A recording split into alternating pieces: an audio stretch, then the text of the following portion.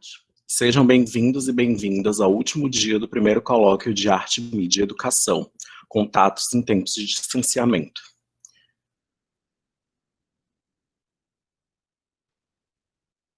Organizado pelo curso de especialização em Arte, Mídia e Educação, com o apoio da Diretoria de Desenvolvimento Educacional, do Departamento de Pesquisa, Pós-Graduação e Inovação, da Coordenação da Licenciatura em Artes Visuais e realizado pelo Instituto Federal de Educação, Ciência e Tecnologia do Maranhão, Campus São Luís, Campus São Luís Centro Histórico. Hoje encontra-se conosco para falar sobre a imagem de interface, o meio é a mensagem, a massagem ou o microtargeting, professor doutor Marcos Ramuso de Almeida, Brasil. Comunicólogo, com habilitação em publicidade e propaganda. É professor de comunicação, fotografia e multimídia do IFMA, Campus São Luís Centro Histórico, na licenciatura no ensino médio integrado em artes visuais e no curso técnico em processos fotográficos e também na especialização em arte, mídia e educação. Coordenador do Núcleo de Produção Digital, coordenador do NUP, que é o Núcleo de Pesquisa e Produção de Imagem, pesquisador do NEAMP, Núcleo de Estudos em Arte, Mídia e Política. Autor de artigos sobre arte, mídia e cultura. Foi professor da UFMA entre 2007 e 2008 e da UEMA de 2006 a 2008 e professor convidado da UFRJ em 2013. Coordenador operacional do MINTER em Memória, Linguagem e Sociedade do IFMA e da UESB entre 2016 e 2019. Foi coordenador da licenciatura em Artes Visuais do IFMA. Atualmente está como professor visitante no Instituto Politécnico de Bragança, em Portugal.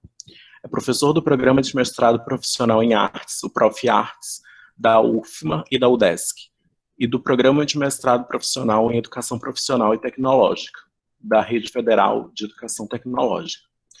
Realizou estágio pós-doutoral no Programa de Doutorado em Artes e Educação da Universidade de Granada, na Espanha, sendo bolsista do Programa Mobilidade de Professores e Investigadores Brasil-Espanha, da Fundação Carolina, em 2017, onde desenvolveu o projeto do MUCA, Museu Contemporâneo de Arte.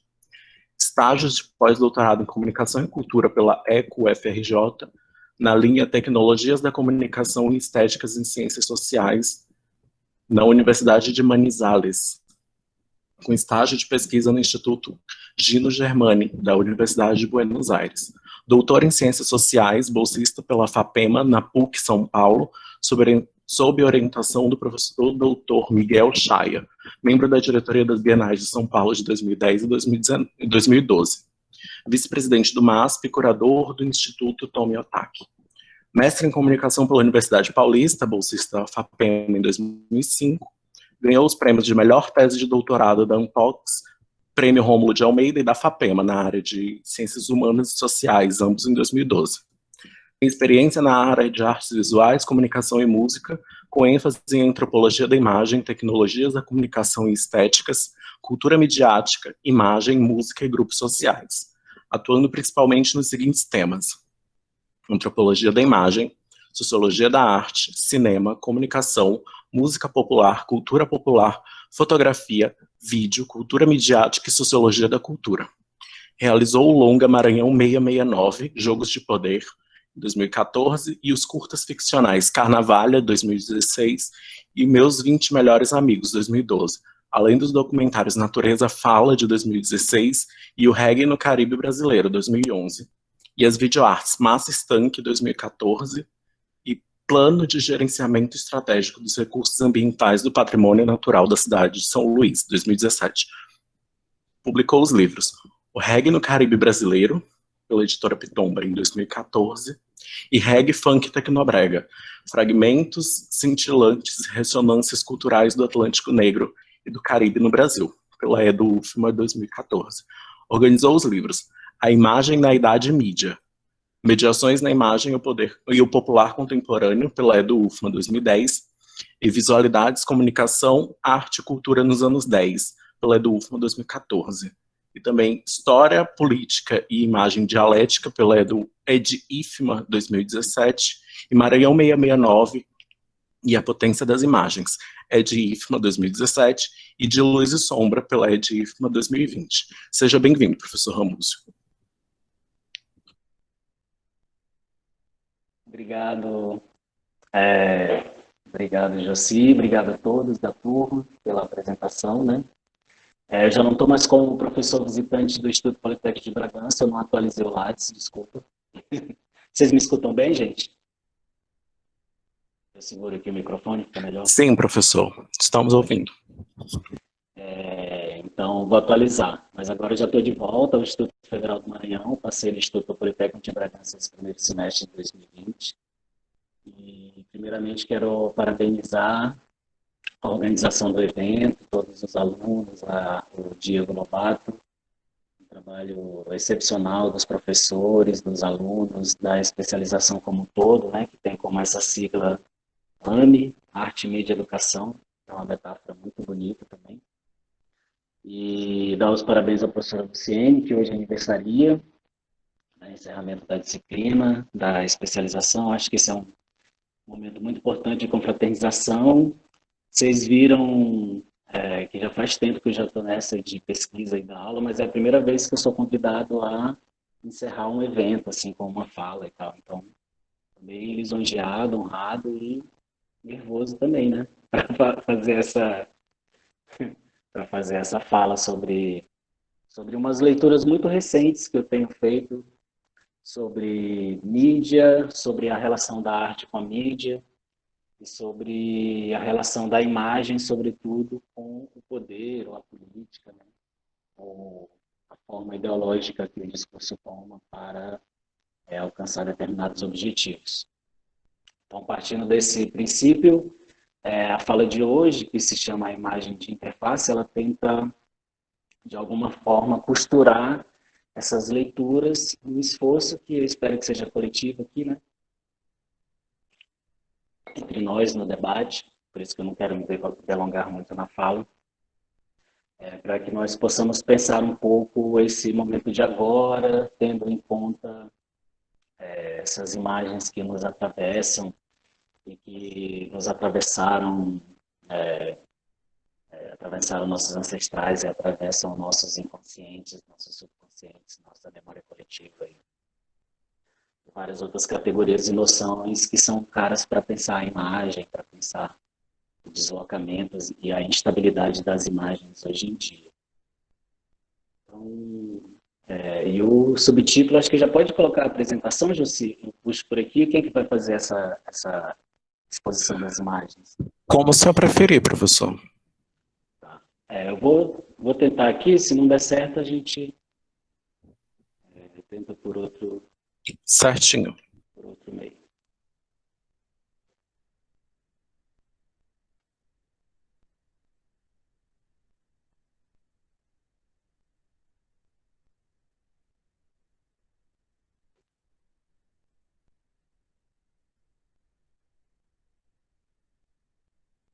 Eu fiz alguma coisa errada aqui. Peraí. Apresentar tela, né? Iniciar a apresentação. Iniciar agora. Agora eu tenho que ir para os meus arquivos, sabe?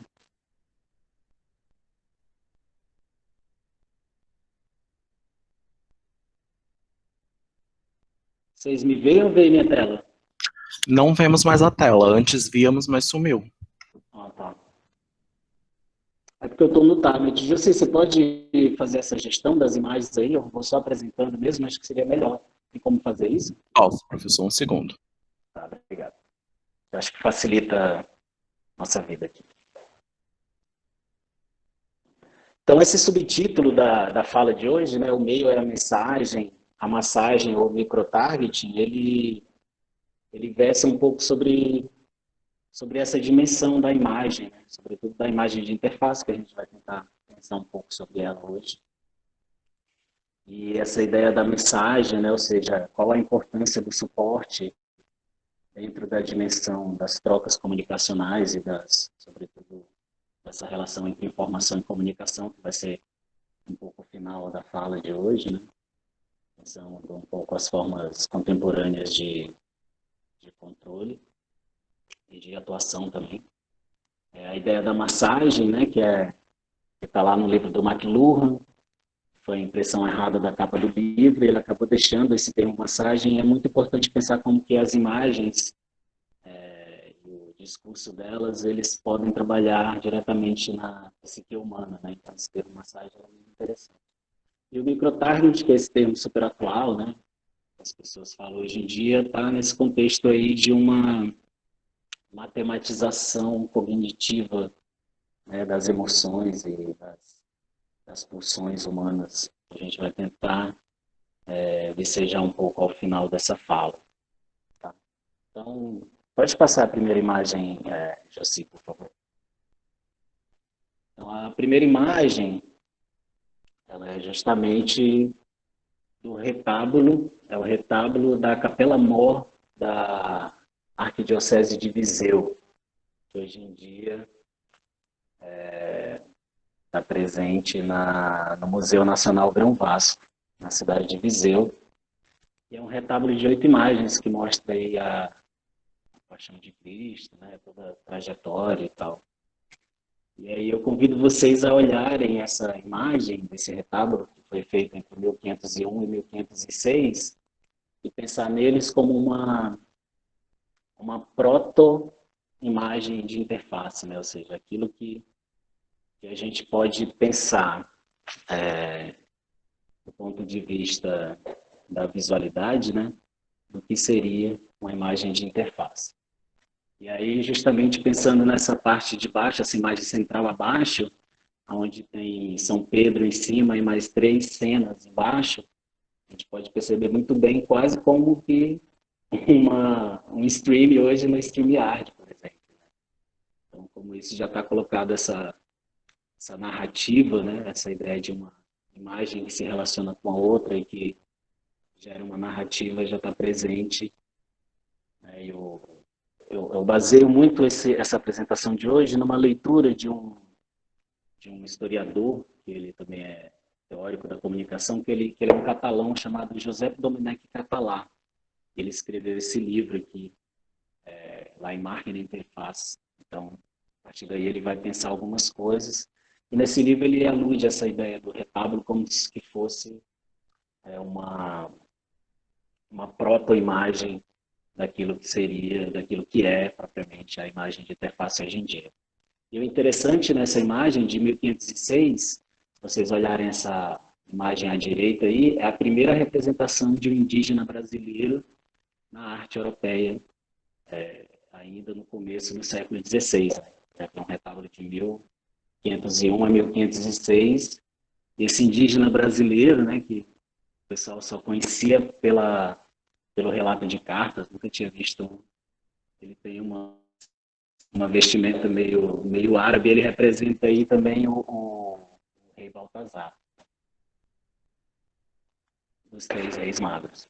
Então, ele está aí nessa simbiose dessa outridade aí entre o negro e o indígena, nessa representação desse retábulo da Capela-Mor da Arquidiocese de Viseu. Pode passar para a segunda imagem. Joci. Obrigado. A segunda imagem, ela é propriamente daquilo que é essas aquilo que a Lúcia Santaella, no livro Imagem, Cognição e Mídia, vai chamar de imagens pré-fotográficas, ou seja, a formação de imagens a partir de determinados objetos óticos, né, da técnica, e que vão se conformar também, segundo o Català, como proto-imagens daquilo que vai se tornar a imagem de interface. E aí depois a gente vai entender por que as imagens de interface, por que essas são imagens, proto-imagens de interface, e as outras são propriamente imagens de interface. Então aqui o advento da câmera escura, né, esse advento renascentista, na qual você pode capturar as imagens da natureza, as imagens do mundo, e reproduzi-las dentro de um objeto óptico. Pode passar também, já sei para a próxima. Também outra imagem de interface, a câmera lúcida. Né? Queria ter o Edu aqui para falar um pouco sobre a câmera lúcida, que seria uma ideia de proporcionalidade também, de abstração do olhar, né, a partir dessa essa ideia de uma imagem de interface, né? Uma imagem que interpreta, uma imagem que estabelece uma série de relações que são concernentes à técnica e concernentes à sensibilidade, à percepção. E que vai, segundo o Catalá, conformar uma certa configuração social a partir dos usos que é dado socialmente a essas imagens. E é por isso que ele quer arrancar a discussão dessas imagens de interface do campo da engenharia da computação, né, onde para ele teria um idealismo vitalista, para o campo propriamente das ciências da comunicação, na qual essa ontologia da mídia como suporte para a comunicação seria necessária. Mas essa é uma discussão lá da frente. Então pode passar para a próxima imagem. As lanternas mágicas também, elas vão ter essa capacidade de mostrar essa interface das imagens técnicas, né? Até claramente, obviamente, chegarmos às imagens fotográficas e às imagens do cinema.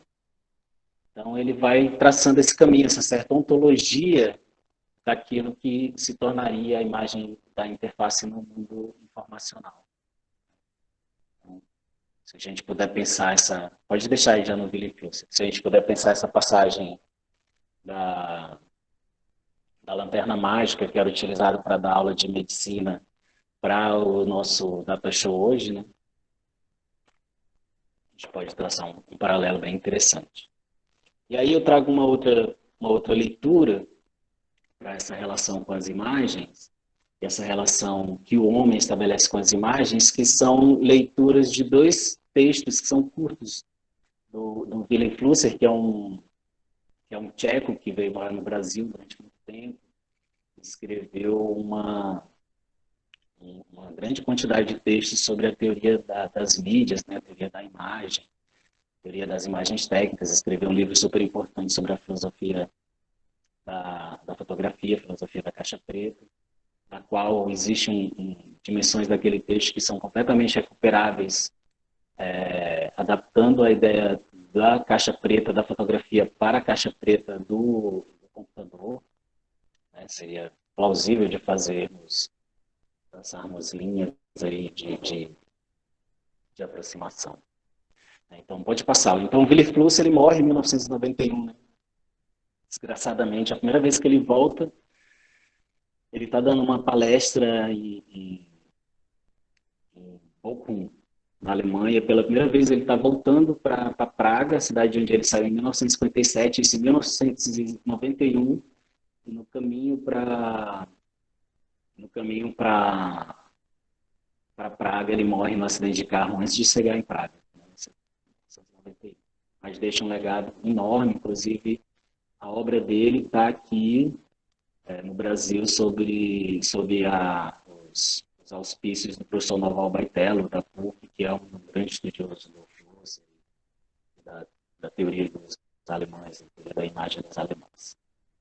Então, nesse livro chamado Mundo Codificado, que ele editou em 2007, né, foi editado pelo professor Noval, lançado pela Cosac Naif, depois teve uma edição mais recente agora, não sei por quem.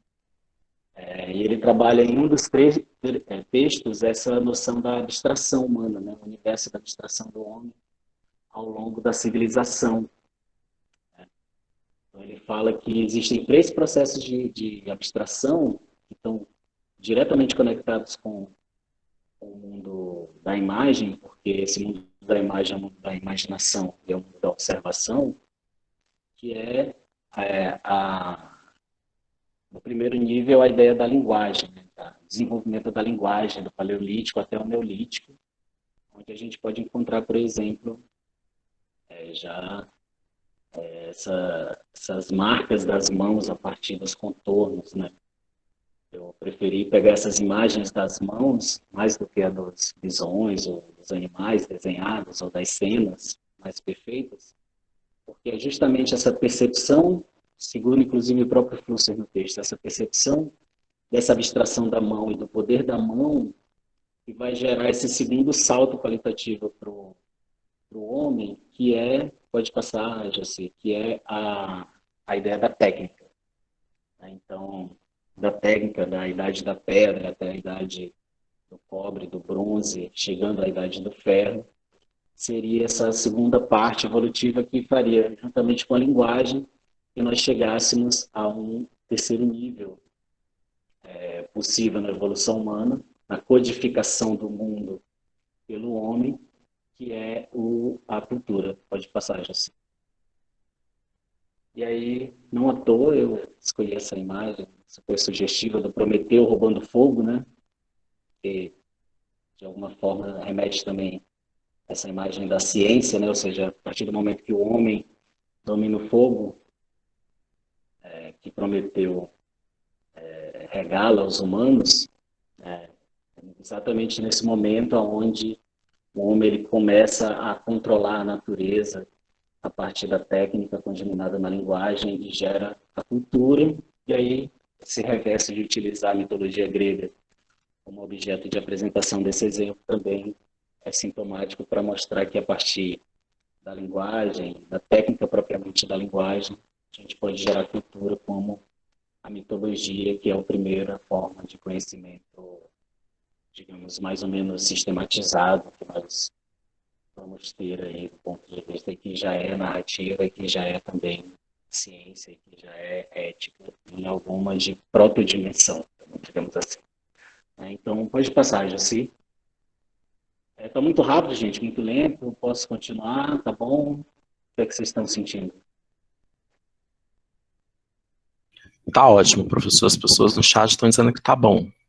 Ah, beleza. Então, ótimo. Então, tem um outro texto do William Flusser também, na qual ele vai falar sobre a dimensionalidade das imagens. Esse texto, eu esqueci qual que é o nome do texto, mas é fácil de encontrar esse texto dentro do livro. É um livro pequeno, de pequenos ensaios. O Flusser, ele escreve sempre ensaios. E eu não achei o livro aqui, então não tenho como dar o nome do texto para vocês, mas vocês vão encontrar. Ele vai falar que na evolução também da arte, né, ele vai sempre utilizar o nome civilização, né? A gente vai puxar isso para a ideia da arte, que é a dimensionalidade das imagens, né? Como que as imagens elas vão ser dimensionadas. Ele vai falar que as primeiras imagens, propriamente, elas são frutos da observação, mas elas são imagens tridimensionais, né? Elas são como esculturas. Eu trouxe uma escultura japonesa, uma fenícia e uma africana, para demonstrar um pouco isso, né? Então, ele também fala, pode passar, José, da dimensionalidade, da bidimensionalidade das imagens, né? E aí a gente pode falar da evolução da pintura, aí tem a Capela Sistina, que é um grande exemplo de uma obra de arte, né? Funcional também, mas ao mesmo tempo super interessante. E aí, pode passar, ele vai falar também de outro tipo de tridimensionalidade, que seriam as imagens do cinema, né? Que seriam essas imagens que elas são bidimensionais do ponto de vista da sua materialidade, mas como está incluído aí a dimensão do tempo, ela ganha uma tridimensionalidade. E aí ele vai agregar essa dimensão do tempo aos estudos das imagens. O Flusser não fala, mas eu penso que a gente poderia falar de imagens quadridimensionais se a gente tomar, por exemplo, o teatro, a performance, mais especificamente, a performance, como uma obra também, né, no sentido estricto sensu, no sentido aberto, para falar justamente de que existe essa quadridimensionalidade, né, o tempo e as três dimensões do gesto. Assim. Opa, o som está baixo? Quer que aumente? Como é que eu faço? Então, pode passar. Então, essa imagem, o Flusser, ele vai falar que nesse texto, será que está... é que eu estou pegando no lugar errado. É aqui, será? Tá bom? Melhorou? Melhorou, professor. Ah, então, porque eu estava achando que o microfone era outra coisa.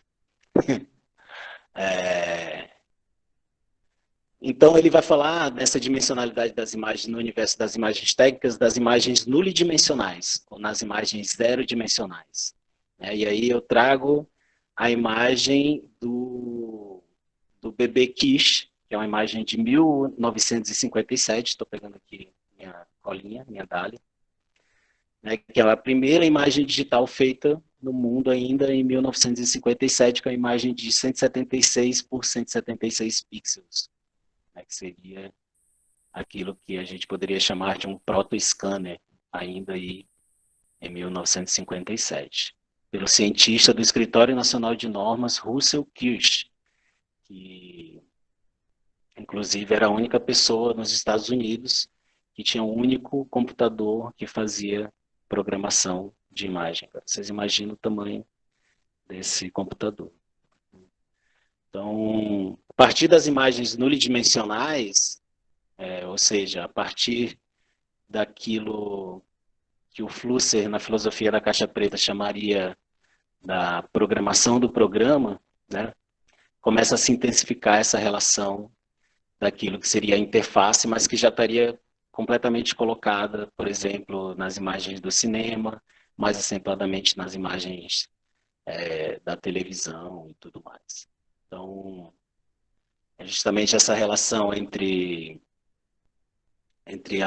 o suporte, né, entre o meio propriamente, o medium, que vai se dar essa nulidade, essa fugidicidade da imagem na contemporaneidade, né? Mas que vai ter uma longa imagem, uma longa trajetória aí. Pode passar. Então, nesse livro da imagem de interface, o Catalá, ele vai falar que o pensamento de interface ele se desenvolve através de um conjunto de formas retóricas que supõe uma renovação da retórica clássica através do seu desenvolvimento visual. Ou seja, essas imagens da Renascença, frutos das quais nós vimos aí a câmera escura, a lanterna mágica, a câmera lúcida, todos esses os dioramas, né?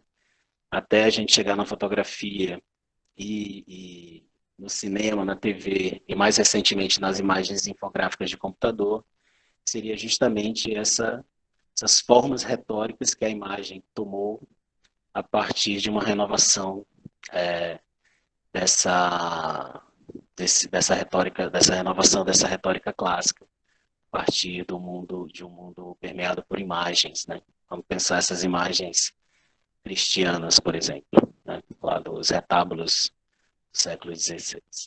Então, pode passar. Então, ele segue na página 30 dizendo que denominamos de interface o espaço das relações. Acho que isso é bem interessante. Um espaço que aparece quando diferentes partes ativas confluem em um ponto. Então, acho que isso é interessante na imagem de interface, porque ela vai ganhar uma dimensão de complexidade bem interessante para a gente pensar outras categorias que eu vou aludir mais à frente, que vão estar nos textos da Marie-José Monzain e da Gillian Rose e de outras pessoas também.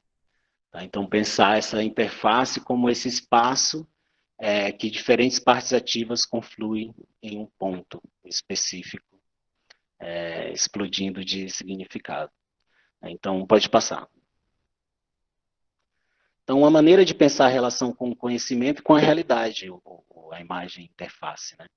Que se materializa em um determinado espaço visual virtual, com propriedades interativas e com um alcance estético, ético e antropológico. Ele vai dizer que essa imagem de interface ela vai moldar um novo modelo antropológico de estar no mundo, né, e de se relacionar com as imagens também.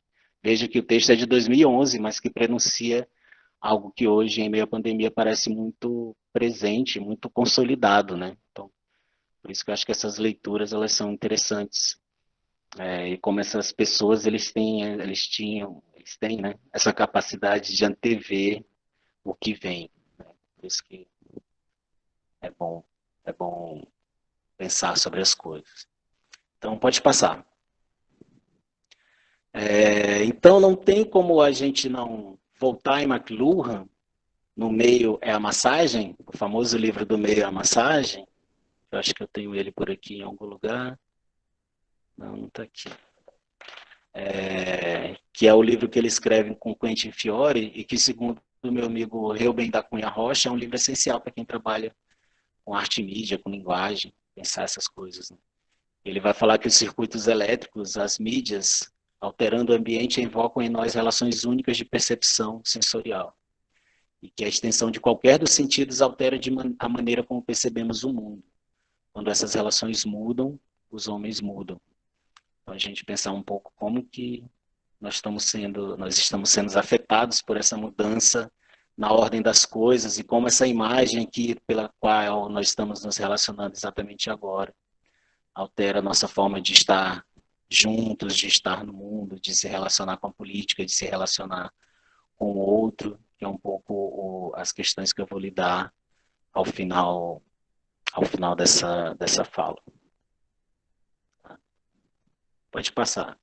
Então, tem outra noção interessante que foi escrita em 2 livros do Muniz Sodré, que graças a Deus escapou do Covid-19, né? Nosso grande mestre. Eu li muito Sodré na graduação, na pós-graduação, no mestrado, sobretudo, no doutorado também. E é um pensador, acho que muito importante no cenário mundial e no cenário nacional. E ele vai em 2 livros, O Antropológica do Espelho e Estratégias Sensíveis. Antropológica do Espelho tem um subtítulo assim, a comunicação na era informacional e pós-informacional. E Estratégias Sensíveis é Afeto, Mídia e Política, na qual nesses 2 livros ele vai tocar nessa ideia de que existe um bios virtual, né? Essa existência vivida através desses meios de comunicação em rede, que já existia na TV, né? Por exemplo, no Balão Mágico a gente mandava cartinha, por sorte o Fofão lia a sua cartinha ali, você interagia de alguma maneira com aquilo ali, depois vai se intensificando no Você Decide, e a gente chega ao máximo de interações hoje, que é de viver propriamente uma vida nesse bios virtual, né, de redes sociais, de grupos de WhatsApp, de Telegram, e de baixar apps e de viver essa vida mesmo de likes, né. Então ele já está falando sobre isso, né, que o que interessa substancialmente é que essa nova forma de viver, ela altera substancialmente as sociedades, né, sobretudo a nossa forma de interactuar com o outro, né. Isso aí promove novos desafios à vida em sociedade, a entender, sobretudo, para nós, hoje em dia, nesse atual momento, acho que entender a educação e o trabalho, né? E são as 2 coisas nas quais a gente está sumamente implicados, assim. Sabe como que esse bios virtual interfere diretamente nessas 2 dimensões da nossa vida e, consequentemente, em todas as outras. Então, pode passar, José. E aí, tem esses outros 2 pensadores, que é o Manuel Castells, que ele, nesse livro A Sociedade em Rede, né, na qual ele vai falar que as tecnologias da informação geram tecnologias para agir sobre a informação. E é que é preciso analisar a penetrabilidade dos efeitos dessas novas tecnologias na vida cotidiana, na vida política, na vida social, né, na dimensão total da vida. E aí um outro autor também que eu andei lendo, que eu acho que contempla de certa forma isso, é o Niklas Luhmann, que é considerado um sociólogo positivista, né? Ele é muito lido pela administração, pelas relações públicas e tal, mas ele tem um pensamento muito interessante sobre a teoria dos sistemas, que para ele sistema é comunicação, né? Sistemas eles só existem porque existe a comunicação. E a comunicação ela só existe porque existe uma dimensão semântica da linguagem que pode ou não abarcar a todos. Então ele pensa que é possível caracterizar isso uma sociedade pelas vias da transformação semântica que ela leva a cabo para continuar existindo, né? Pois depende justamente da geração de sentido, sem qual as comunicações elas não se completam. Então, pensar essa dimensão, essa transformação semântica do mundo a partir da imagem de interface, como ela afeta substancialmente as estruturas estruturas sociais, né, as estruturas dos modos de vida das pessoas, que aí a gente pode ir para todos os cantos, né, da precarização do trabalho, dos entregadores de iFood, de rap, até a, as lutas midiáticas da precarização do trabalho dos educadores, dos funcionários públicos, enfim. Essas coisas que a gente vive hoje em dia no nosso cotidiano. Né? E a precarização do trabalho dos professores de entidades privadas, né, que não têm seu emprego garantido, enfim, como que esse novo BIOS virtual altera substancialmente as dimensões semânticas da vida e as estruturas sociais a partir daí. Né? Então, pode passar, José, obrigado. Então, tem esse outro texto que aí a gente já vai avançando em direção a pensar o que seriam as imagens nesse contexto do microtargeting, que seria esse texto da Marie-José Montzain, que está no livro bem legal, organizado pelo Emmanuel Alois, chamado Pensar a Imagem, que ela tem esse texto chamado Imagens entre Proveniência e Destinação, né, na qual ela vai interrogar as operações imaginantes na relação que a imagem opera para a constituição do sujeito falante e sociável. Então, essa sacação que ela tem de que na genealogia do humano, a imagem ela é parte integrante dessa genealogia. E aí, partindo já para os estudos da cultura visual, pode passar, José. Nós temos a Gillian Rose, que vai ter esse livro sobre metodologias visuais, né, metodologia visual, uma introdução à pesquisa com os materiais visuais, na qual ela vai separar essas duas dimensões dos artefatos visuais, né, que seriam propriamente essa materialização das imagens, essas imagens matéricas, essas imagens ópticas, imagens gráficas, as imagens que são propriamente perceptíveis, daquilo que se transforma em visualidade, aquilo que a imagem de interface, aquilo que a ideologia que está por trás da imagem de interface, a partir do programa, a partir do aparato, vai utilizar como a construção das visualidades, ou melhor ainda, a construção dos regimes de visualidades, né? Seriam as imagens mentais, as imagens verbais, as imagens acústicas, o imaginário, todo esse material movediço sobre o qual a narrativa, o discurso e a ideologia passeia tão bem. Né? Então,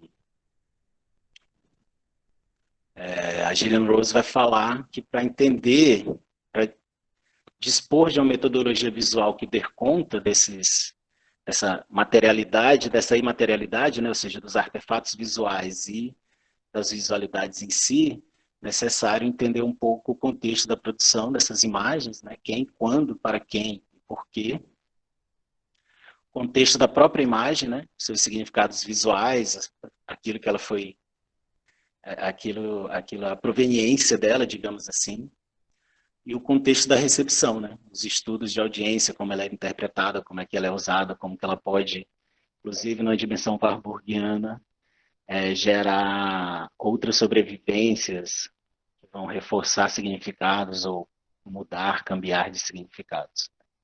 Então, isso é interessante como um pensamento vivo. Pode passar, Jaci. Então, eu convido vocês a assistir agora um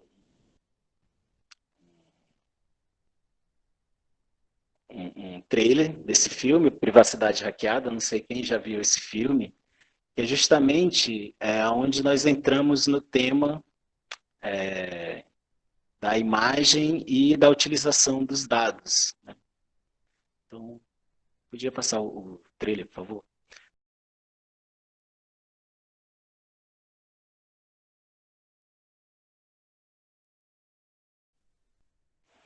Esse filme, Privacidade Hackeada, ele fala muito bem sobre... Está no Netflix. Quem já viu? Vocês já viram esse filme? Achei... Ele é bem hollywoodiano, mas ele é tão legal, assim, porque ele mostra bem como é que funciona essa relação do microtarget, né? Então a gente vai passar agora essa relação desses pontos ativos que vão em direção a um determinado ponto, nessa essa série de feixes ativos em direção a um determinado ponto, que o Catalá chama que é a imagem de interface, até a gente pensar o que seria essa imagem de interface no campo do microtargeting. Pode passar para o próximo slide. Então, aqui para a gente afunilar, eu trouxe uma exposição do Eric Kessels, que é um fotógrafo, designer, bem interessante e comediante, engraçado, que ele fez uma exposição chamada 24 Hours Photos, que ele imprimiu e colocou numa sala de exposição de uma galeria as fotos postadas no Flickr durante 24 horas, isso em 2016. E aí olha a quantidade de imagem que tem aí. E aí pode passar para o próximo slide. A gente entra propriamente nessa ideia da relação do microtargeting, ou melhor, do targeting, do alvo com a imagem. Né? Dessa ideia de uma sociedade do controle, sobretudo de uma sociedade do controle da informação, né? E essa ideia de que imagem é informação e de que imagem é poder, né? Não à toa o MIT durante a década de 30, 40, investigadores passaram comprando fotos aqui no Brasil, coleções de fotografias, e que estão hoje compondo as coleções deles, porque eles têm essa noção de que essa informação como imagem ela é super valiosa, né? Então, hoje em dia, ela se torna mais valiosa ainda, né? Se você sabe como manejar ideologicamente ou mercadologicamente essas imagens ou esses dados, sucesso garantido, sucesso do capital. Então, essa direção de uma interface docilizante, né? Essa coisa da interface friendly, interface amigável, que para o Catalá é o grande problema, porque se essa discussão da imagem de interface ela está na mão da engenharia da computação, ela está na mão dos informáticos, ela não está na mão da filosofia, ela não está sendo valorizada no campo da filosofia, por exemplo, ele vai falar mesmo dos editais de incentivo à pesquisa, né? Está sendo incentivado são as pesquisas com fotoimagem da óptica, da física, da engenharia da computação, mas não o trabalho da filosofia política ou da filosofia estética que vai estar questionando o estatuto dessas imagens, a política, a ideologia que elas conformam. Então, essa relação aí que ele evoca, né?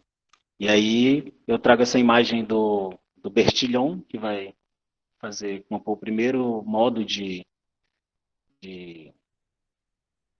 identificação facial, né? Fotografia de frente e lado, de perfil, que até hoje é usada pela polícia, né? Como forma de identificação dos suspeitos, dos marginais e tudo mais. Então, essa coisa do Big Data, né? Também o microtargeting, e aí isso aí em 1900, em 2020 a gente tem esses sistemas de detecção facial que são super complexos, né?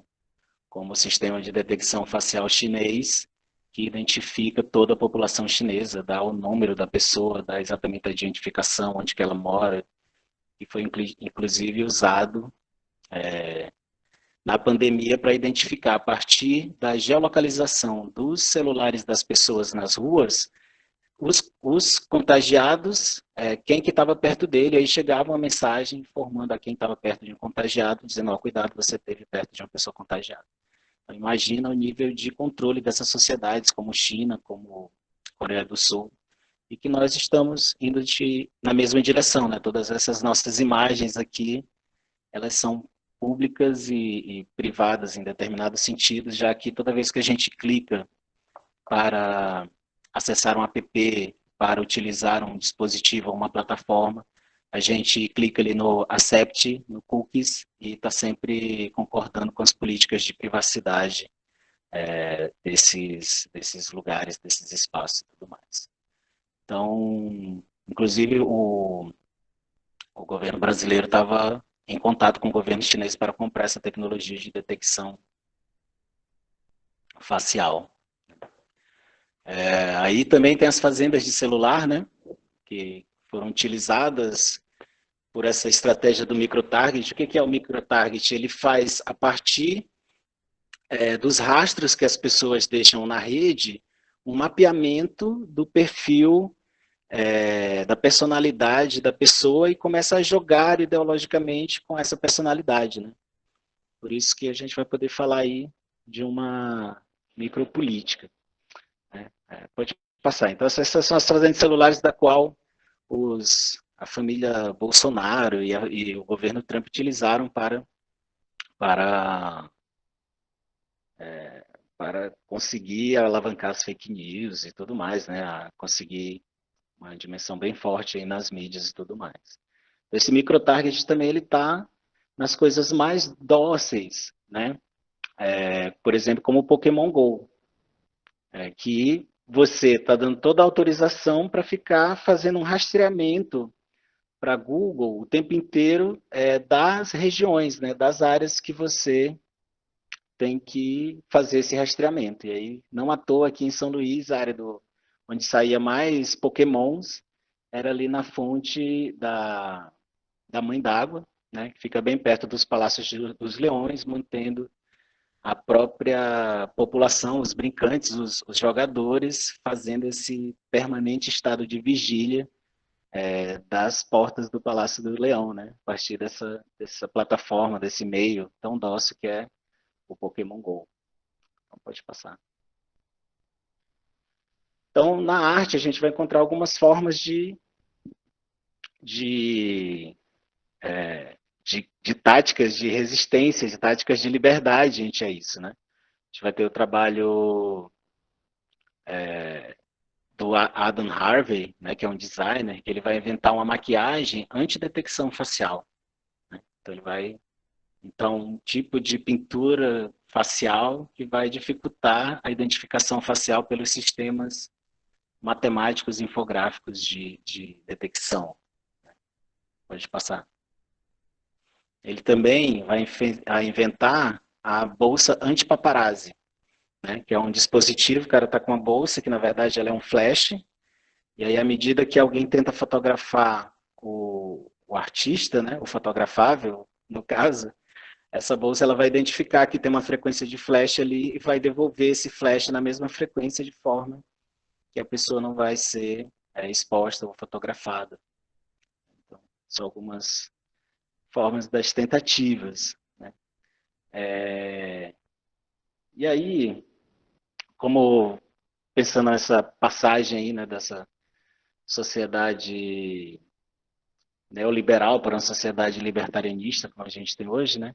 A gente pode ver essa relação do microtarget, sobretudo do papel dessa figura aí à direita, do Steve Bannon, né? Na saída do Brexit, né? Da saída da Inglaterra da União Europeia, que foi uma saída bem acirrada também e tudo mais. Isso tudo está aqui num livro bem interessante do Manuel Castells, chamado Ruptura, a crise da democracia liberal. Pode passar. A vitória do Trump nos Estados Unidos, né, também tem muito a ver com essa utilização do microtarget na política. Isso aí o Steve Bannon foi preso, acho que algumas semanas atrás, deve ter pago uma fiança milionária para sair. Ele estava vendendo através de um site, as pessoas doando, o pessoal da extrema-direita americana doando para construir um muro, mais um muro para separar os Estados Unidos do México. E aí eles arrecadaram 25 milhões de dólares, só que parece que eles utilizaram esse dinheiro para benefício próprio, não construíram o muro caramba nenhuma, então foi preso o Steve Bannon. Pode passar.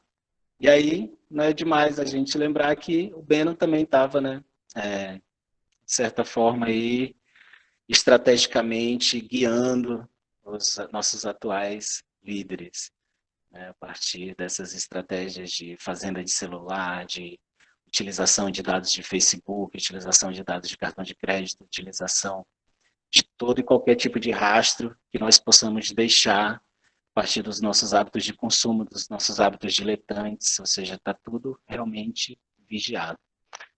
E aí eu queria que passasse outro vídeo para a gente em direção ao final da fala, que é o vídeo do Zizek, que é um pequeno trecho que ele vai falar sobre numa série de filmes dele, do Guia Pervertido do Cinema, na qual ele vai falar sobre o filme Eles Vivem, do John Carpenter. É um filme de 1988 e é bem interessante sobre essa dimensão simulacral, se eu posso falar assim, das imagens e da sociedade de consumo, né? Discussões que vão estar diretamente trabalhadas ali em textos como o do Adorno, textos como o do Guy Debord, do Lipovetsky, e que a gente pode considerá-los realmente como muito pertinentes hoje em dia. Vamos lá, vamos ver o Zizek, que é meio doidinho, mas que aqui ele manda bem.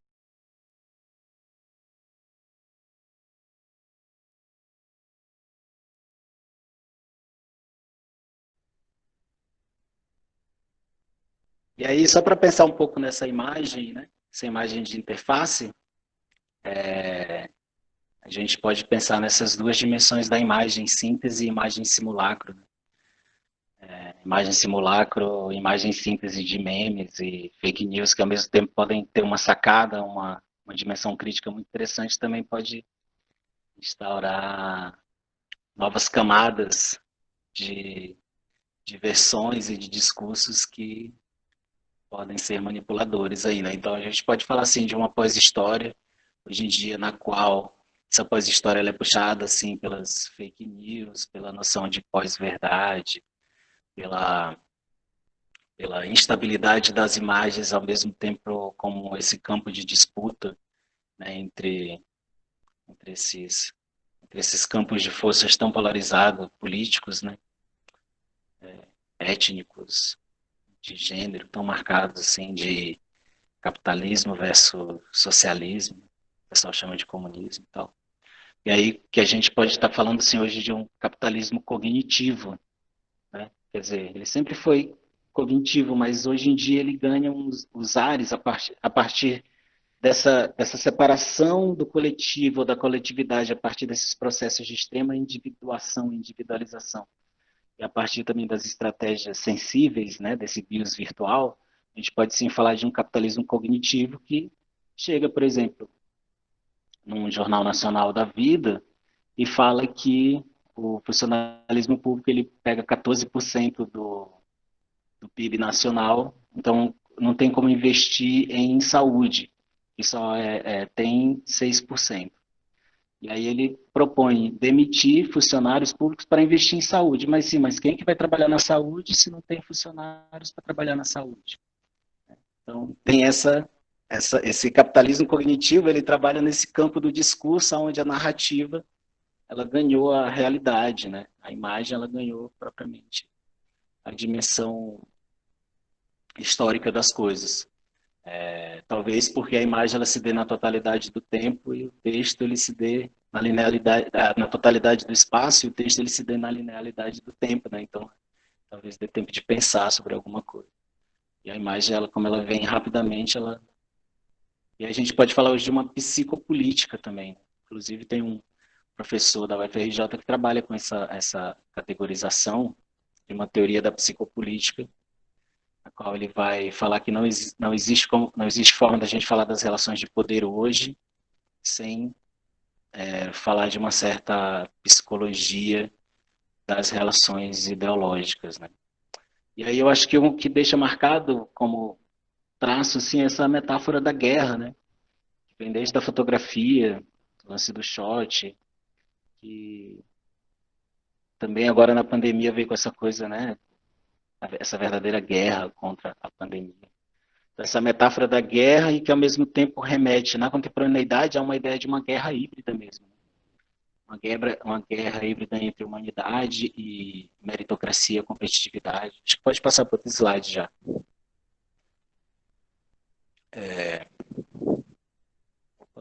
Aí. Nessa ideia do extermínio das identidades, né? Isso não é só aqui no Brasil, mas passa também nos Estados Unidos. Vocês podem ver a convulsão lá também, na Europa, né? O drama dos retirantes de África, mesmo do Brasil, a vida dos imigrantes nesses países, né? Então, essa ideia de que as identidades, os discursos que eludam a diferença, eles têm que ser exterminados mesmo, né? Porque como tudo aparentemente está no estado de guerra, ou seja, veio o vírus, a gente tem que achar o culpado, ou são os chineses, ou são os americanos, quais são os interesses, quais são os blocos de poder que estão envolvidos nisso. E aí é importante a gente separar um pouco, né, o que é o liberalismo, né, do que é o neoliberalismo, do que é o libertarianismo hoje em dia. Então, se a gente pensar o liberalismo lá no século XIX, início do século XX, teoria positivista, né, pensar o neoliberalismo do Fernando Henrique Cardoso na década de 90, até o início dos anos 2000, e pensar no que nós temos hoje uma política diferente, que ela não é neoliberal, ela é libertarianista, né, porque do ponto de vista econômico e da diminuição dos direitos sociais, ela é super, digamos, avançada e progressista, né, no sentido de acabar com todo esse tipo de welfare state, de estado de bem-estar social, mas do ponto de vista da moral, ela é extremamente moralista. Ela está procurando ainda um inimigo, justamente porque nesse estado de coisas, né, de polarização, num campo onde a ideologia ela ganha a racionalidade, é necessário você criar propriamente os inimigos. Então, é uma outra característica dessa contemporaneidade, na qual tudo vai estar aí um pouco posto a essa ideia da consubstancialização entre estados e corporações, né? A gente não pode mais confiar no Estado-nação como um elemento de proteção da sociedade civil. Sinceramente, isso já virou uma imagem, né? Uma imagem simulacra, já virou uma imagem de consumo também. Os dados como o novo petróleo, né? Eu escutei isso numa palestra de marketing e fiquei super impressionado, né? Que ao mesmo tempo que esses dados que são fugidios, são zero-dimensionais, eles são nocivos à sociedade, né? Se mal utilizados, a extração do petróleo também é super danosa, né? E aí essa mudança estrutural da relação do Estado com a sociedade civil em razão do capital, né, que eu chamei aqui de corporações, mas a gente pode chamar de vários nomes, essa relação, né, da mudança das leis pelos contratos. Né? Então, as constituições nacionais elas foram rasgadas, né, a cada um a seu critério, cada um a critério da semiótica do direito, né? Não existe uma semiologia do direito, existe uma semiótica do direito, que é como você interpreta a letra da lei, você pode tomar determinada decisão. E o domínio do contrato, que seria o nível máximo do contrato social de Rousseau, numa sociedade positivista, que é esse contrato dos cookies que você, e dos apps que você vai lá e você dá direito de o cara utilizar suas imagens, seu vídeo, só você abrir lá aqueles textos pequenos e super grandes, e você vai ver que você está dando direito dele entrar em toda a sua vida, né? De saber dos seus áudios, dos seus vídeos, das suas fotos, de todos os seus dados. E aí, o uso que é dado a isso aí, só ninguém sabe, né? A gente não está nessa interface da imagem, né, nessa interface dos dados, a gente está completamente fora do controle do uso desses dados, dessas informações que são utilizados, no caso desse exemplo aqui que eu trouxe, para o microtargeting político, né? Mas que pode ser usado para o consumo, pode ser usado para diversas outras coisas. E aí por isso que hoje em dia a gente não pode falar do discurso da verdade, mas pensar um discurso sobre a verdade. Bom, acho que era um pouco do que eu tinha para falar, não sei se foi claro, se me delonguei muito, se viajei demais, mas agradeço aqui o espaço e aberto aos questionamentos. Obrigado. Caia na rede, nem que não caia. Isso aí é o último slide, é o caia na rede.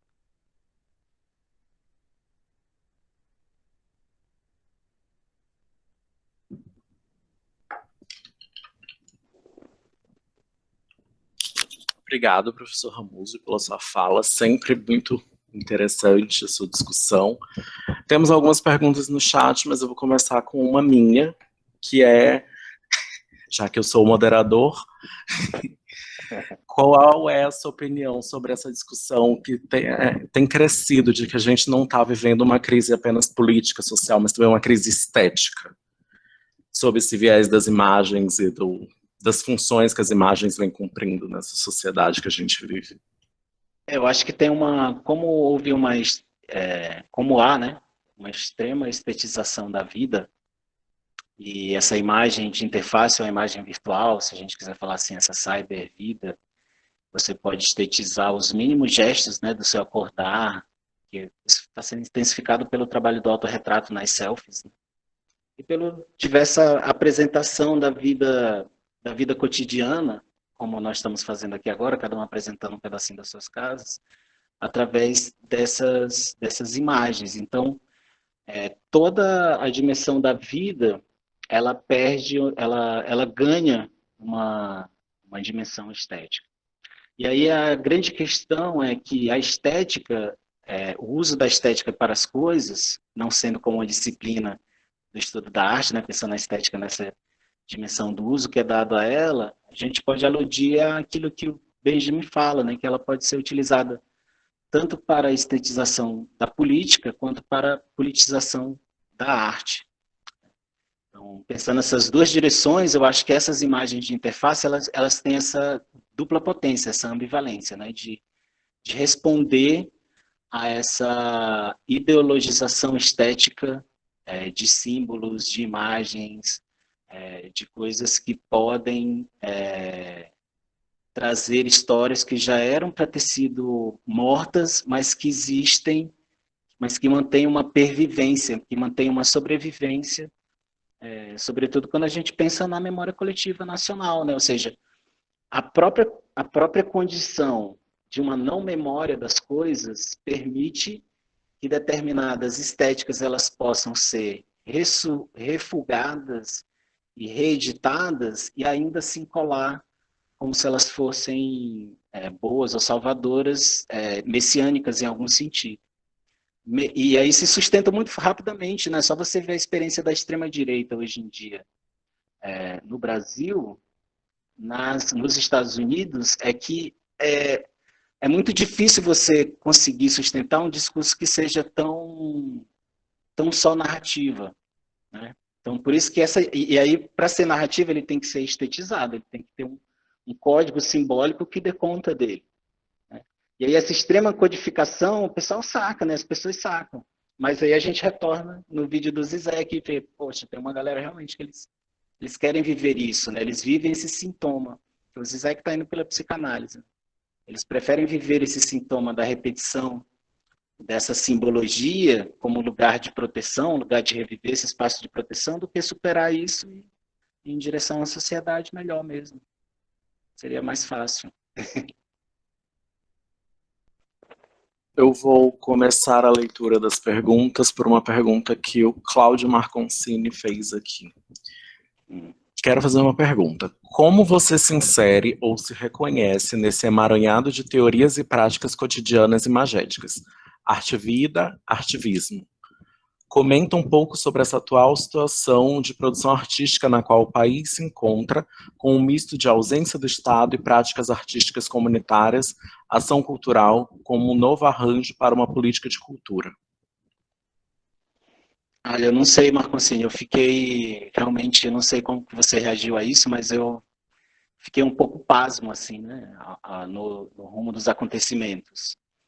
E aí como eu sou professor, sou artista também, mas sou antes de tudo professor, né, eu tive que dar conta de como viver esse BIOS virtual, como aprender a dar aula online. Então, minha produção artística, ela ficou meio à margem esse semestre agora.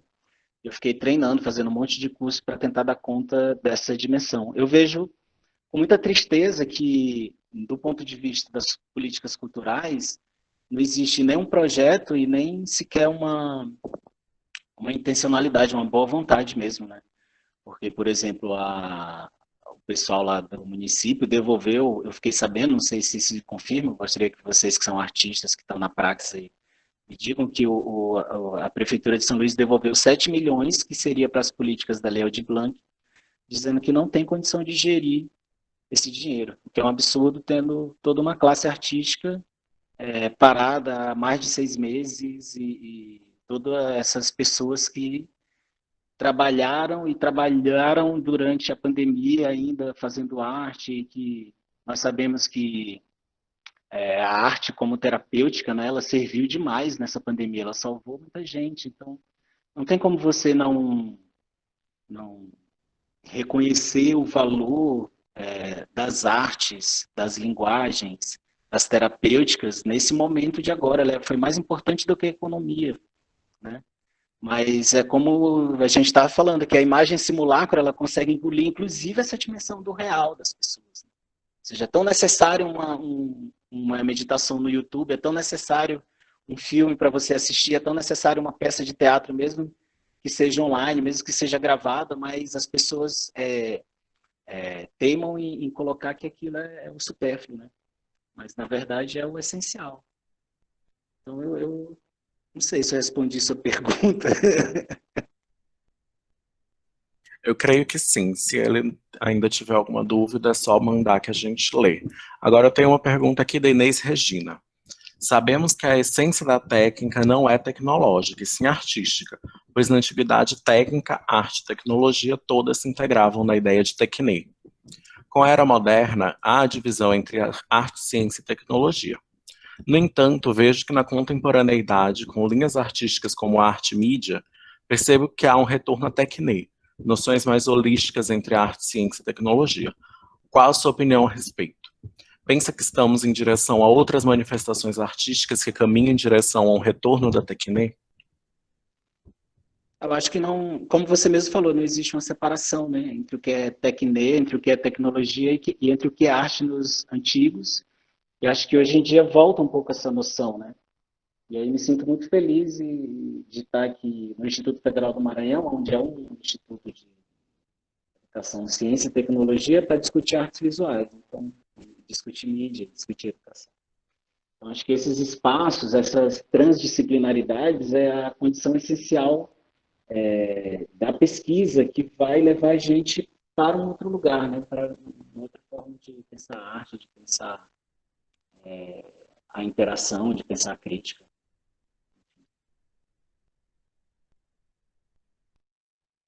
Certo, professor. Tem aqui uma pergunta da professora Paixão. Pergunto, professor, em continuidade com essas novas pesquisas sobre imagens de interfaces correlacionadas, poderíamos dizer que, enfim, a pós-modernidade é uma realidade mesmo? Já, pós, né? Eu não sei. Tem várias discussões aí, né, sobre o moderno tardio, sobre a pós-modernidade, de que nós já teríamos superado a pós-modernidade, já estaríamos num outro estágio ainda sem nome. Talvez esse momento de agora seja justamente um corte epistemológico da humanidade para realmente a consolidação desse novo momento de um capitalismo pós-avançado e que talvez esteja chegando no seu colapso final. Né? A gente sempre fica nessa esperança. Mas eu não sei responder, eu acho legal, a gente vai bater esse papo mesmo, porque o que vocês estão falando, acho que mais do que perguntas, são afirmações, e essas afirmações, elas se coadunam completamente com o que eu penso, com o que foi esse esforço nessa fala de hoje.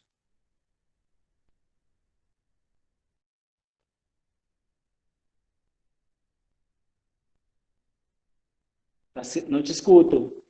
Não estou te escutando. Desculpa, eu esqueci. Novos tempos, gente. Desculpem as falhas técnicas. Eu estava dizendo que eu ia abrir agora para as pessoas falarem no microfone. Não tem Ótimo, isso mesmo. Quero escutar as pessoas. Mas se alguém quiser abrir o microfone, pode abrir. Eu queria abrir. escutar Jane Maciel, Yuri Logrado, os alunos.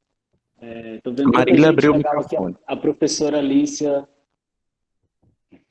Marília, a gente não te ouve. Apesar de seu microfone estar ligado, a gente não está te ouvindo.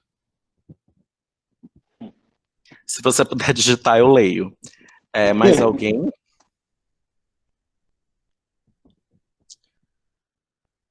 Vamos lá, gente. Microfone. Pode abrir.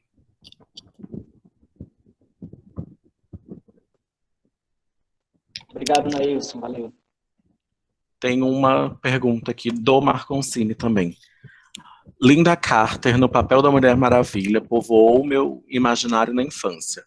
Comente um pouco sobre o vídeo que você passou para a comissão deste colóquio e como ela inseriria nessa sua palestra. Fiquei curioso e estou compartilhando essa interrogação de bastidores. O vídeo é um vídeo da Dara Birbal, de 1978, chamado Transformation Technology, que é um vídeo da Mulher Maravilha se transformando, passando de uma mulher normal para uma. E aí é um dos primeiros vídeos que vai trabalhar essa chave da videoarte, né? Pegando as séries americanas da década de 60 e 70. Vai ser um dos primeiros vídeos que vai trabalhar esse elemento da repetição como um elemento de desconstrução dessa sociedade do consumo, de alguma maneira, assim. De como uma certa, a partir da repetição de uma coisa tão ridícula que é a transformação da Mulher Maravilha e tal, nessa crítica a essa sociedade, assim. A sociedade também que é uma sociedade bélica, digamos assim. É porque se explode e aí ela se torna essa Mulher Maravilha americana, né? Essa coisa. E que ao mesmo tempo tem também essa coisa da luta, né? Essa luta também é uma luta contra essa outridade, assim, essa outridade que é sempre diminuída, né? Que até lembrei até de um vídeo que eu vi do Jones, como é que é o nome dele? Que o Caetano falou, Jones, alguma coisa que é um youtuber, que é bem interessante, que ele faz uma análise daquele Destacamento Blood, que é o filme do Spike Lee, e que ele analisa que o filme do Spike Lee ele faz a crítica ao Estão soprando aqui Jones Manuel no chat. Jones Manuel, exatamente, esse mesmo, maravilhoso. E aí tô fã do Jones Manuel, assistindo vários dele. E tem esse que ele faz essa crítica do Destacamento Blood, que é o último filme do Spike Lee, que tá na Netflix, que é justamente isso, né? Que ele, ao mesmo tempo que ele fala, ele faz a crítica à condição dos negros nos Estados Unidos, ele esquece de pensar essa outridade asiática que está no filme como objetificada, reificada. Então, acho que vale a pena ver o filme e assistir o Jones Manuel também. Mas o Transformation Technology, ele está nesse contexto aí de pensar um pouco a partir desse dispositivo da repetição, o quão ridículo é essa sociedade bélica, assim, americana, sociedade de consumo, né? Certo, professor. Temos aqui uma pergunta da professora Jane Maciel. E aí desculpa, e aí, Certo. Marco, assim, o lance da interface nessa imagem tem a ver justamente com essa passagem dela de uma pessoa comum para um ser, digamos, mitológico moderno, assim, sabe? Era isso que tinha que terminar aí. Valeu. Certo. A pergunta da professora Jane é a seguinte: Ramuse, você pode falar um pouco sobre as aproximações e os distanciamentos entre as noções de interface e de rede? Eu acho que a noção de interface ela está diretamente ligada à ideia de imagem. Então, e aí de imagem não só da imagem artefatos visuais, como a Gillian Rose coloca, como das imagens mentais, das visualidades, digamos assim. Por isso que ela tem um poder ideológico e discursivo e narrativo tão forte. Então, ela está nessa chave da imagem, a interface. Já a rede, para mim, está na chave dos dados, ou seja, da sociedade da informação, da teoria da informação, de como matematicamente você pode organizar esses dados e utilizá-los, como você bem entender. Né? E aí, o que é interessante é que tanto as imagens têm uma dimensão que é interface, ou seja, que é ao mesmo tempo programável, que é visível e invisível, existe uma dimensão hoje em dia de rede também. Ou seja, de como essas imagens elas se interconectam e que aí entra até a tua pesquisa, né? Mesmo nessa dimensão. Então, dependendo das imagens e dependendo de como elas se conectam, essas imagens elas são ao mesmo tempo interface e elas compõem uma rede significante, né, se a gente puder falar assim. Certo, professor. Outra questão aqui, dessa vez do Yuri Logrado. Você acredita que podemos interferir nas imagens de interface e convidar as pessoas a colocarem os óculos? Podemos criar novos mundos e sugerir novas propostas de mundo? Eu acho que essas coisas dos códigos abertos, dos Creative Commons, da possibilidade de ensinar programação, por exemplo, eu tinha um aluno, porque ele trancou o mestrado e foi para São Paulo participar de outro projeto, que ele é da engenharia elétrica. E ele estava fazendo um projeto de mestrado em educação profissional e tecnológica aqui no IFMA Monte Castelo, pelo programa, que era justamente de ensinar a linguagem de programação a partir de metodologias lo-fi. Então, ele utiliza coisas materiais, objetos, para ensinar um aluno, sei lá, do EJA, por exemplo, um aluno do ensino médio, a programar, que vai ser levado depois no computador. Mas isso precisa de tempo, precisa de projeto. E aí você vai conseguir capacitar as pessoas ou a sociedade para entender essa interface amigável, entender o que é o programa, como que ele programa no programa, como que ele desprograma isso, né? Por isso que o Arlindo Machado, nesse livro aqui, Arte e Mídia, vai falar justamente sobre qual que é a jogada da arte sobre a mídia, né? Porque ela vai justamente desmontar o dispositivo. Então, talvez hoje, desmontar o dispositivo em direção a uma tecne, como a Inês falou, seja a gente conseguir desprogramar o programa e entender a interface pelo outro lado, que é onde está o lance da arte e tecnologia, que é onde está o entendimento, por exemplo, dos códigos abertos, do Linux, onde a gente não teria que dar todos os nossos dados, toda a nossa vida pessoal para essas grandes corporações, a gente poderia criar realmente coletivos de criação. Isso já existe, né, nos Labs, nos Media Labs, todo esse esforço existe, mas eles são pequenas poeirinhas no universo cósmico, assim, que é muito grande, de um mercado muito poderoso, de grandes multinacionais, né, e que estão empenhados aí em fazer com que isso seja realmente o controle, a sociedade do controle da informação.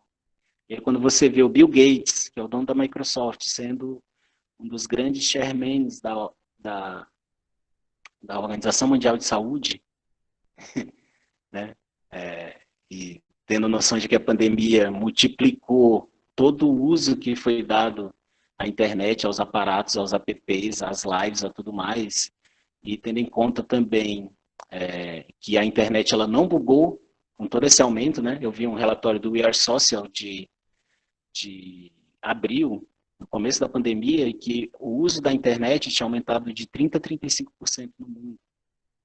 Que a quantidade de pessoas gravando vídeo em abril, imagina agora, tinha aumentado em 25%. Pessoas que produzem vídeo e postam na internet. Então, é importante pensar essas coisas. Certo, professor. Eu vou abrir mais uma vez para o microfone, se alguém quiser falar. Estamos aqui. Alguém quer se manifestar pelo microfone ou pelo chat? Eu posso, então, tentar mais uma pergunta aqui improvisada.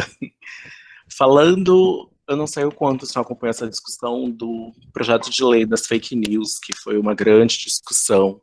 E eu imagino que dentro dessa discussão está muito disso, das questões do microtargeting, das imagens, de como regulamentar isso sem invadir os direitos das pessoas, como protegê-las sem essa necessidade de expor dados, que foi uma das maiores críticas, pelo menos na mídia tradicional, de ter que fornecer seus dados pessoais para essas plataformas para poder acessar as redes.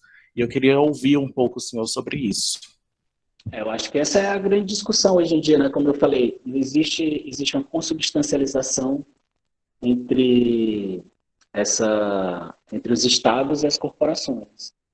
Então, se nós tivéssemos um estado forte, pensando nas pessoas, e se as instituições elas não estivessem em frangalhos, como elas estão hoje em dia, nós teríamos esses nossos direitos respeitados e o acesso à informação também respeitado. Mas como parece que as corporações, as multinacionais, elas passaram por cima dos estados, ou seja, elas estão completamente arraigadas a partir dos lobbies, né? O lobby político ele é profissionalmente aceito, ele é uma profissão nos Estados Unidos, né? Você pegar a sua empresa que fatura trilhões de dólares com venda de streaming na internet e investir pesado para aplicar as leis que lhe convenham. E aí a gente pede, e as leis elas se tornam, na verdade, formas de contrato, né? Que você, por exemplo, estava vendo um vídeo daquele Greg do Vivier sobre os pegadores de aplicativo, que eles são microempreendedores individuais. E ele fazendo a crítica super pertinente, que era tipo assim, quando faz a propaganda na internet é o iFood, é o Rappi, mas quando o cara acontece um acidente, o cara pega o Covid, o entregador ele é um microempreendedor individual, ele não pode contar com aquela marca, com aquela empresa. Então, acho que, voltando para o tema das fake news, eu acho que é mais ou menos esse mesmo universo, assim, de como as pessoas, de como a gente não tem uma segurança jurídica, porque as instituições elas estão ao bel prazer dessas figuras que elas não representam os anseios daqueles a quem elas deveriam representar. É um discurso até conhecido, tautológico, digamos. O Anderson pediu aqui no chat uma definição bem introdutória do que seria, de fato, o microtargeting. Microtarget. Vamos pensar no marketing. Então, o marketing ele tem um target. Eu vou tentar vender shampoo, um shampoo genérico. Então, o meu target de um determinado shampoo, se eu coloco uma mulher e digo que esse shampoo é para mulher, esse target, esse alvo, são as mulheres no sentido geral. Então, a gente pode pensar, por exemplo, a comunicação em broadcast como um target enorme, né? Você vai assistir o programa do Silvio Santos, você vai incluir ali a família tradicional brasileira, as pessoas que gostam daquele tipo de estética televisiva. Então, isso é um alvo. Quando a gente está pensando em micro-target, a gente está pensando que cada um é um alvo, mas cada um é um alvo por pequenos rastros, pequenos fragmentos de informação que você deixa na sua vida financeira, na sua vida internética, na forma de você interagir no telefone, nos seus grupos sociais, nas coisas que você compra, né? Então, tudo isso vai te dando um perfil. Então, Anderson, você abre determinado tipo de site, então seu gosto é esse. Então, eu vou direcionar para você determinado tipo de conteúdo.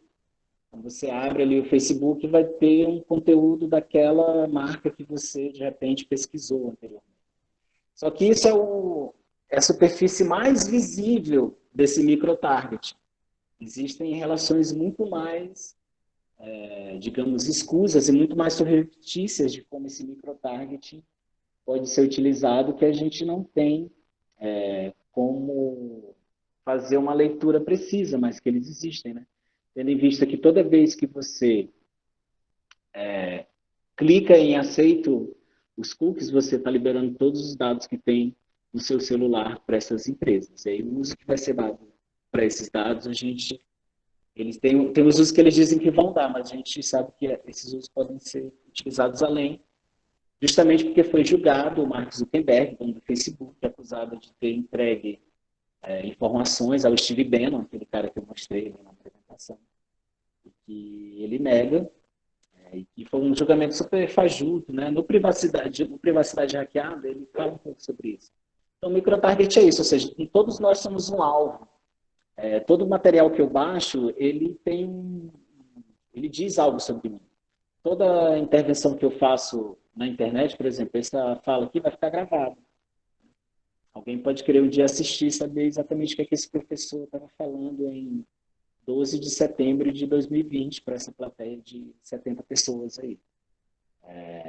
E aí, dependendo de que lugar eu esteja me relacionando com ou contra quem, talvez isso pode ser utilizado contra mim.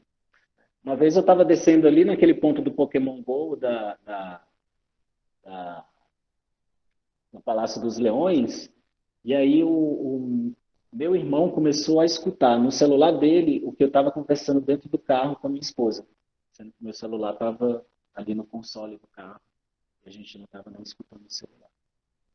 Só um exemplo assim, tipo.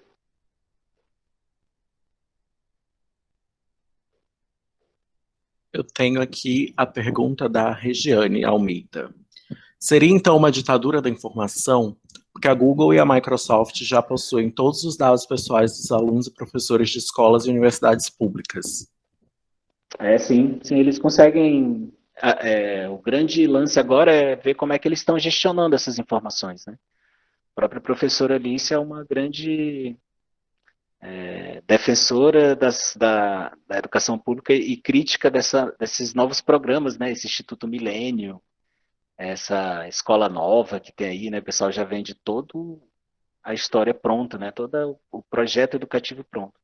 Imagina o que é que eles podem fazer com esse controle das trocas de informações, trocas de comunicações audiovisuais que estão acontecendo aqui nesse contexto, né? A gente não tem a mínima noção dos usos disso a longo prazo, a médio e longo prazo. Certo, professor. Tem aqui um comentário da professora Jane, eu acho que a gente já vai caminhando para o final, mas eu vou pontuar o comentário dela e se alguém quiser fazer uma última pergunta, a gente ainda está disponível. O comentário dela eu acho que é sobre o conceito mesmo do microtargeting. Ela comenta aqui: uma atualização e desenvolvimento das relações entre hábitos de consumo e hábitos de consumo de mídia, tão recorrentes na publicidade, na propaganda, nas relações públicas e no marketing. Isso mesmo, Jane. Por isso que eu coloquei o Eles Vivem como exemplo, um exemplo que desvela, na verdade, essa sociedade de controle a partir da sociedade de consumo, né? E que é um golpe que todo mundo caiu, né? Ninguém ficou fora desse aí. Todo mundo caiu assim, digo, até a esquerda, o PT, né, pensou a ideia de consumo como cidadania e deu no que deu, né? A gente tá. E é isso, pessoal. Alguém tem mais uma última intervenção? Tem aqui a pergunta do Rodrigo Silva. O senhor acredita que as experiências estéticas estão se distanciando do contato com o meio material? Como isso afeta a nossa relação com a produção cultural e com a preservação do que é regional? Eu não sei, Marcelo, eu acho que tem gente que está estudando. Num primeiro momento, apressadamente, a gente poderia dizer que sim, mas eu preferia dizer que não sei, tendo em vista que a gente teria que fazer uma arqueologia da história da técnica para ver, sobretudo na arte, para ver como que estão se interferindo ou se interatuando esses dois universos, por exemplo. A gente vê trabalhos artísticos super interessantes feitos no ambiente digital, com colagens digitais e tal. Fotógrafas maranhenses aqui, a gente já falei várias vezes sobre elas, mas elas são sempre interessantes de falar, como a Geviana, como a Silvana Mendes, que elas trabalham com colagem, mas que elas fazem o trabalho delas muito baseado numa experiência do popular, das pessoas, das importantes pessoas desconhecidas, né? E, e que é um trabalho de cunho antropológico muito interessante também. Então acho que as duas coisas elas podem coexistir, como podem não coexistir também, né? Pode existir uma arte que seja puramente virtualizada ou virtual, mas eu acho que a cultura, sobretudo a cultura popular, como você falou, ela continua existindo para além disso, né? A gente não pode achar que a vida, que o mundo, que as coisas elas estão circunscritas a esse universo virtual e essa imagem de interface, né? As coisas elas continuam existindo, eu espero continuar vivendo essas coisas intensamente ainda, né? De ver o amanhecer das promessas de boi, de poder estar nos lugares onde o som ressoa do movimento do ar no couro, né? Eu espero, sinceramente, que a gente continue trabalhando nessas dimensões aí que são bem materiais mesmo. Apesar de distantes, né? Como é que é a temática do colóquio? Contatos em tempos de distanciamento. Contatos em tempos de distanciamento, é isso.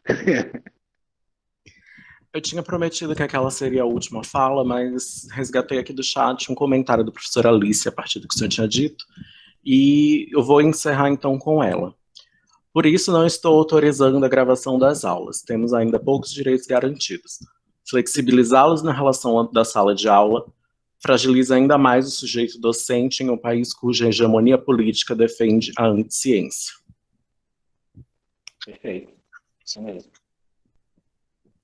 E aqui, tudo que eu digo que é o último comentário é fake news, porque eu vou ler mais um aqui da professora Jane Maciel. Ela diz aqui, ao mesmo tempo que as instituições têm sugerido gravar todas as atividades síncronas online como prova da produtividade acadêmica. E é bem isso, esse é o momento que estamos, precisamos pensar sobre eles. Agora, nesse momento, eu não sei, para fazer uma fala de encerramento, eu queria convidar o professor Diego, mas eu não sei se ele está por aqui. Vem, Diego. Se estiver. Se não estiver, eu mesmo faço a fala. Gente, muito obrigado a todo mundo que ficou do início até o fim. Muito feliz. 70 pessoas ainda. Muito legal. Queria abraçar todos vocês, tomar uma cerveja com vocês. Espero que a palestra tenha sido legal, assim, que eu tenha conseguido conectar as coisas, porque realmente são leituras muito recentes para mim. E que uma fala como essa me obriga justamente a tentar conectar essas coisas. Vocês me ajudam muito, né? As falas ajudaram muito a conectar várias delas. Obrigado. Foi um momento ótimo. Eu não acho que o professor Diego esteja por aqui, então eu vou começar aqui a fala de encerramento do colóquio, que é uma fala triste, porque estamos acabando. Eu vi aqui no chat já as pessoas com saudade do evento. A gente também está com saudade já da correria e de todos os sentimentos que a gente teve nesse evento, que nem sempre foram os melhores, mas é um evento, a gente também tem contratempos, também tem sofrimentos, também tem outras coisas, mas foi um momento maravilhoso. Eu queria convidar a comissão organizadora a abrir a câmera, como eu tinha combinado antes. O Diego abriu o microfone. Diego, você quer falar?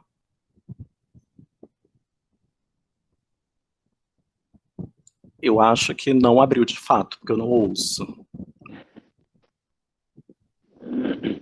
Diego?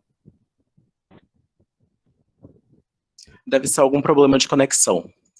Então, eu vou aqui falar, a comissão organizadora está aqui abrindo a câmera, eu estou vendo a Viviane, o Anderson, a Ana Paula, estou vendo aqui vários comentários. E é isso, gente, foi um momento muito importante de trocas, de aprendizado. Eu queria agradecer a toda a comissão organizadora, porque é isso. Foi um evento construído a muitas mãos, mas essas daqui foram as que de fato conduziram os trabalhos, o Alan ali também, o Marconcini. Estamos todos aqui até o final.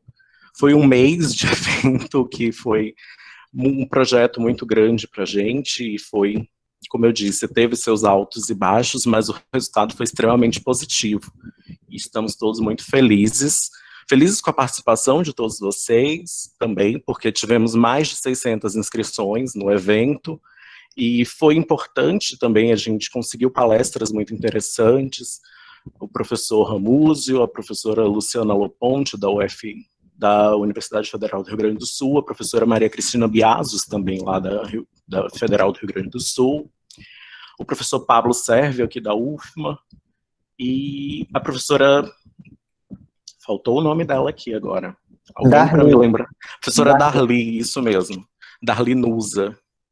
E foram momentos muito interessantes para a gente está aqui mais para agradecer mesmo a presença de vocês, contar com a presença de vocês foi muito importante. Eu estou aqui também, eu vou ler os nomes da comissão organizadora e mandar meus abraços virtuais para todos, porque eu não vi ninguém durante esse mês, apesar de estar vendo eles todos os dias, eu não encontrei com ninguém presencialmente. O Alan Rodrigues Costa, que vocês conseguem ver aqui, eu estou vendo a câmera dele aberta, a Ana Paula Santos Fonseca, que está aqui no perfil da comissão organizadora, aceitando vocês praticamente todos os dias, o Anderson, que deu um mini curso também, aceitava pessoas, projetava os vídeos hoje, a gente faz de tudo nesse evento. Tem o Armstrong, que estava aqui no chat com vocês, o Armstrong Santos Linhares Júnior, que é da licenciatura em Artes Visuais. A Indira Geisa de Souza Luna Moreira do Rego, também da licenciatura em Artes Visuais aqui do IFMA, que também mediou palestras. Eu, que apresentei o minicurso, estou aqui moderando a palestra, já fiquei no chat, fiz a comunicação visual do evento, fizemos de tudo. O Marconcini, que vocês pouco viram, mas ele estava projetando as lives no Facebook, e estão lá os registros na nossa página do Facebook, os registros que permitiram. O Leonardo Penha Serra, que ajudou muito também na comunicação do evento, a escrever os textos que vocês recebiam, os e-mails. A Viviane Caldas Rocha, que também ajudava bastante aqui. O professor Diego e a professora Luciana. O Diego é o coordenador aqui da pós-graduação em Arte, Mídia e Educação, e a Luciana é a coordenadora da licenciatura em Artes Visuais. Também queria agradecer o apoio do IFMA nas suas diversas diretorias. E é isso, gente. Tudo que é bom chega ao final, infelizmente. Mas a gente vai fazer aqui uma foto de despedida. E é isso. Hoje eu vou até abrir mão de ler o texto de encerramento. Vocês vão ficar só com essas palavras e esses agradecimentos da gente. Deixa eu encerrar a apresentação para tirar a foto. Todo mundo liga as câmeras, os participantes também, que ainda está online. Adriana, Bruno... Apareçam aqui, gente, para ficar uma foto Gabriela, bem Herda, Gerlene, Jade, Jaísa, Jane, Joana... Já vejo aqui a Paixão, professora Jane. Vai, gente, eu tô vendo várias pessoas, várias carinhas bonitas que a gente não viu ainda. Vamos lá, gente. Vou conferir aqui. 3, 2, 1... Peraí, que eu tô no lugar errado, desculpa, gente. De novo. 3, 2, 1, sorriam. É isso, gente, obrigado. Muito obrigado, gratidão. É a palavra. E até a próxima. Valeu. Tchau. Beijo, gente. Desligar o botão, gente, de gravação. Paixão, liga teu microfone, Paixão. Agora é a hora de vocês falarem. Marília! Fala! Vamos. Terminamos com chave de ouro. Olha, meu professor lindo! A música. A linda do mundo. Arrasou. É isso, gente. Foi bom para vocês, foi bom para mim. Foi bom para mim também. Gostei. Ainda não temos pretensão de continuar com os eventos virtuais, Inês, mas quem sabe a segunda edição vai estar muito breve. O nosso curso dura um ano, então a próxima turma fica com o próximo evento. É verdade. Pronto. É isso aí. E Paula. Luciano, tu tá muito lindo sem... Oi, amor. Desse jeito, mesmo sem as dreads. Mesmo sem dread, o Luciano continua lindo. Com dread ou sem dread.